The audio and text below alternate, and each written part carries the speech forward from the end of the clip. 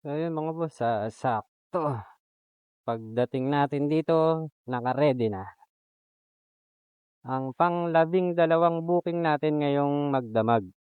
Check ulit 5:19 AM. So sa total earnings mga boss, hindi yan araw-araw pare-parehas. Saan ba tayo dadaan? Maaring kumita tayo ngayong magdamag, mamaya naman o kaya kinabukasan sana kumita ulit, pero hindi siya pare-parehas ang kita sa araw-araw mga boss. Depende sa ang kita mo talaga nakadepende sa rider. Kung gaano karami yung rider at gaano karami yung na-order na customer. So syempre mas lamang yung mga na-order talaga sa umaga. Halimbawa, ganito, almusal. Ayan. Uy, may naliligaw na aso. Almusal, maraming na-order niyan. Katulad ngayon, nakakuha tayo mga pang-almusal na to eh. Pambaon ng mga napasok sa trabaho or sa school. Tapos syempre sa tanghalian, tapos merienda sa mga bandang alas 3, ganun. Eh tayo, nakakalabas tayo gabi lang talaga. So hindi natin ma-maintain yung kita na kung ano man yung target natin.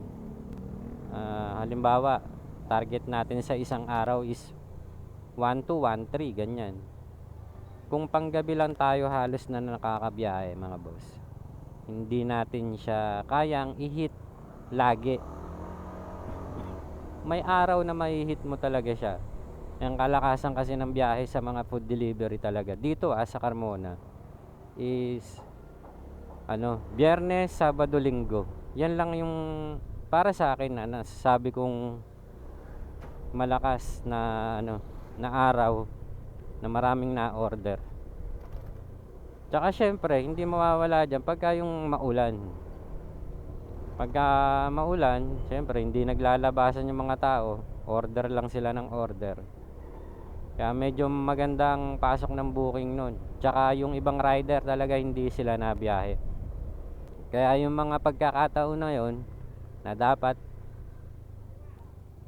natin ibiyahe. So yun mga boss, na-deliver na natin dito sa Canary One yung pang 12 booking natin. Thank you sir.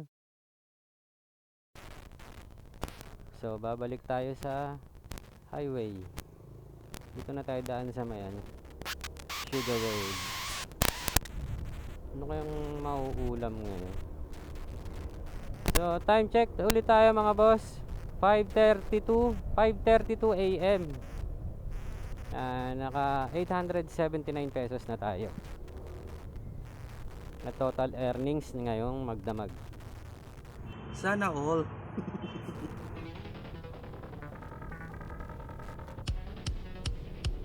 So balik muna tayo sa Carmona Highway mga boss.